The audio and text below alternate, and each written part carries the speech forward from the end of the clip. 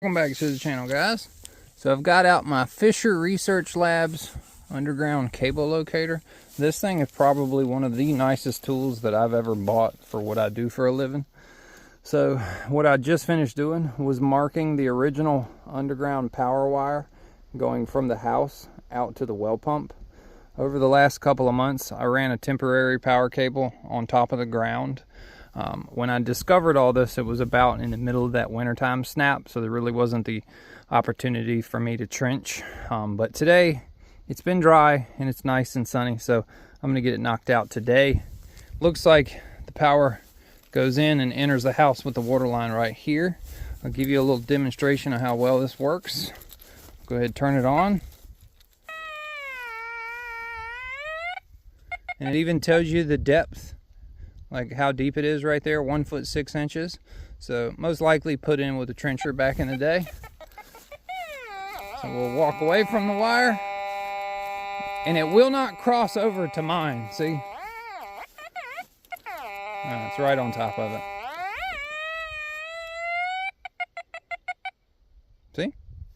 So what I've got, if we look at it, there's two ways that you can go about doing this.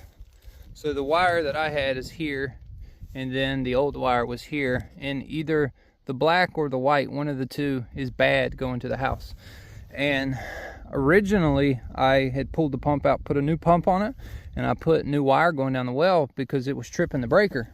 And the bad thing was it worked for about 2 weeks after I did that, and then there's a wasp right there. Then the wire in the ground, it started tripping the breaker again, and I couldn't really figure it out. I was scratching my head, and I said, no, it can't be this, it can't be that. And the reason why I was second guessing myself is because there was an addition put on this house, and where the addition was put on the house used to be where the breaker panel was.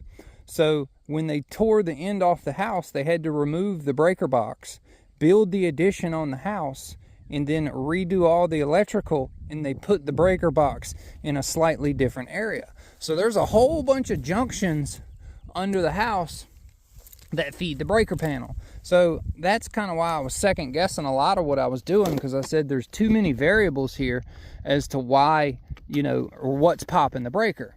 So I had to really start from square one. I started at the breaker, went down to the first junction, and went to the second junction and all that. And then I finally ruled it out. I said, you know what, let me just put a wire on top of the ground and run it out to the well.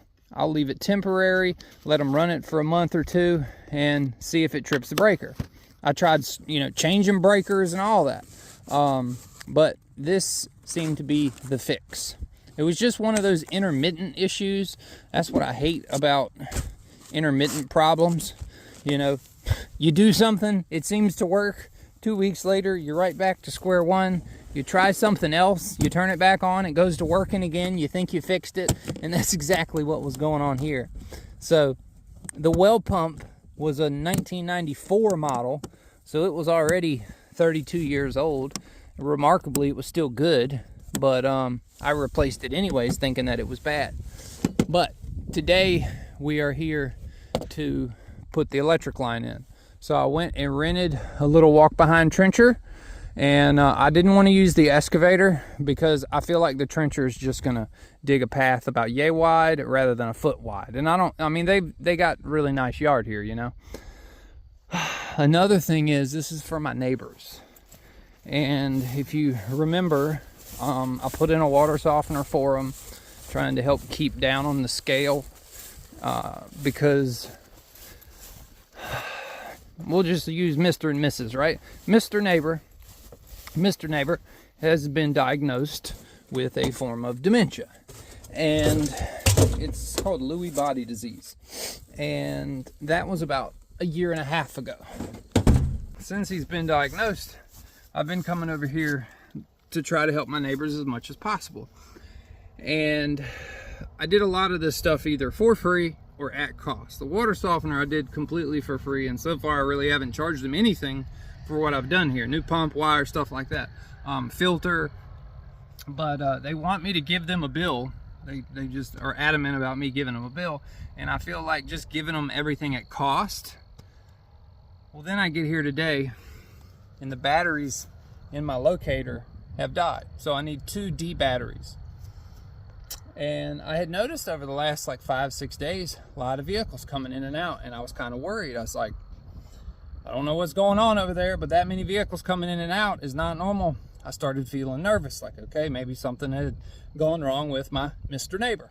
Well, I went and talked to Mrs. Neighbor, and now she has breast cancer. And it is, what is today? The Tuesday after Easter. And they had the entire family coming in for Easter. They were all, you know, family doing their own thing. They're going to come in the week after Easter. And so their whole family is coming in 3 days, and she has been in Duke, North Carolina hospital for the last 5 days. And basically they've been doing scans, trying to figure out what's wrong with her, diagnosed her with breast cancer in her mid-70s. So not only is she a caregiver for a person going through Lewy body dementia, now she has to battle breast cancer in her mid-70s. So I don't know. I honestly don't even know what to say. Kind of lost for words. I thought like doing all this for them, you know, and all the things, it's like the things that bother you. It puts life in perspective, you know. You could do all this stuff for somebody else, then stuff can still happen to you. It's just, oh, I was not expecting that conversation when I went to knock on my neighbor's door to ask for D batteries. She comes out with this big bandage all over her hand, and it's just wrapped up because that's where they were, I guess they were doing a catheter in her arm to get blood in and out or whatever. I don't know. I didn't really go into any details. I was supposed to be here like 3 hours ago to start this job, and I was just running late trying to do stuff at work.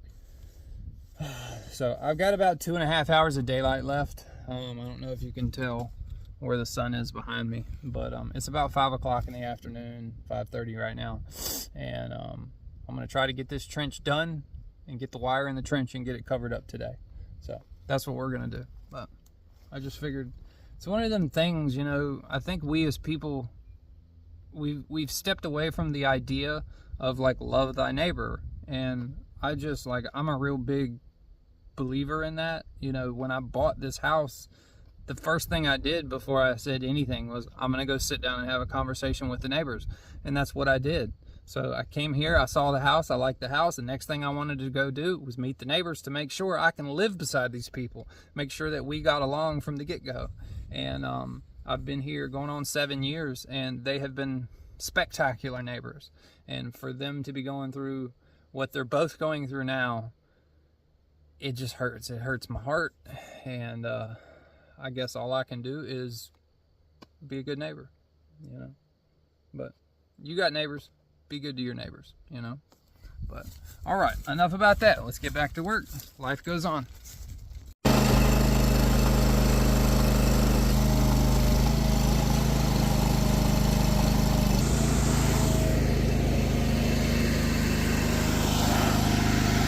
I like it.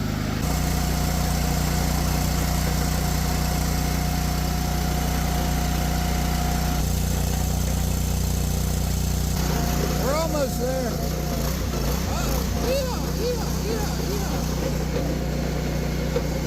There's so much rock in the ground, it's terrible. Alright, that was good. I'm lucky I got a machine with only 3 hours. I think I'm the 3rd person to use this thing, which is awesome. Okay. All I gotta do is clean out the ditch a little bit. I think I got that pretty good. It's up to about my knee.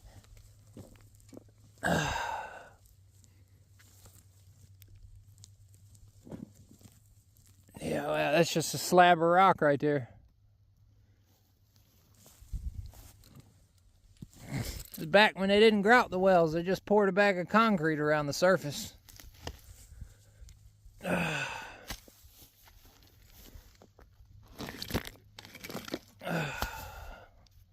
I'll end up doing away with all this crap. Okay. Pretty good, pretty good.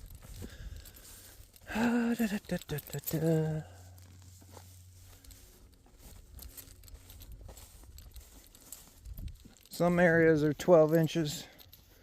Some areas are 18. It's a little bit deeper. Up here I opted to go pretty shallow because I didn't want to hit no underground phone or internet or nothing.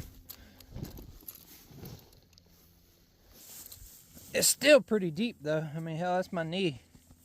So it's not bad. Some areas where rocks are though. Okay.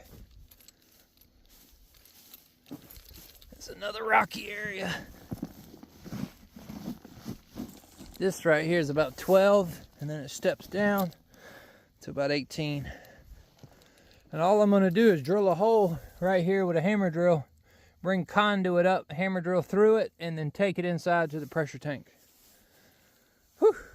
So I ended up using my tractor to cover up the ditch, and the grass needed to be mowed. So since I had my finishing mower on the back of my tractor, I decided once I was done with the electric line, let's go ahead and cut the grass that needed to be cut.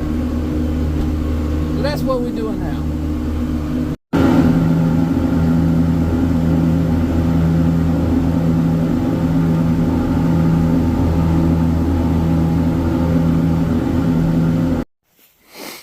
All right, well, she's 99% of the way complete. There's Zoe. Hey, baby girl. So what I did, I was doing some grass seed at my house. I had some leftover Pennington, the Rebels. This is some really good grass seed. But I figured since I tore all this up, and I had some grass seed, I might as well lay some down. So this is some really good stuff. But what I did, I had a couple of areas where a whole bunch of rocks came out.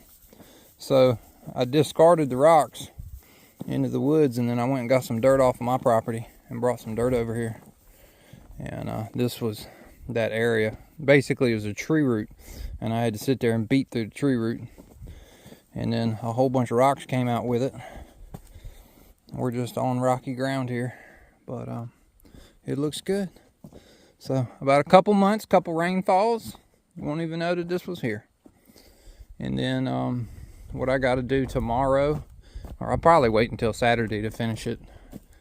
She's inside taking a bath right now, so I don't want to disconnect the water, because I've got to drill a hammer drill hole through that block and then take the wire, put it in conduit, and then slip it and run it all the way to the pressure tank. But if I did that right now, I'd have to disconnect the power, and that would disconnect, you know, the pump. And they're in there taking showers. But yeah, kind of an unfortunate circumstance. I love my neighbors. I don't want to lose them. Oh lordy. But you saw me cutting the grass. It looks good. All this stuff was pretty tall. And then I went around the driveway all the way around the edge. I cut mine on both sides, so I figured I might as well cut theirs too. That way we share a driveway, so it'll look good. May, what you doing? Hey, you hunting? All right, I'll leave you alone. All right, folks. Well, that's a different video, but I figured a video nonetheless. So I'll give you some content from around the house. Thank y'all for watching. H2O Mechanic on YouTube. We'll see y'all later. Peace.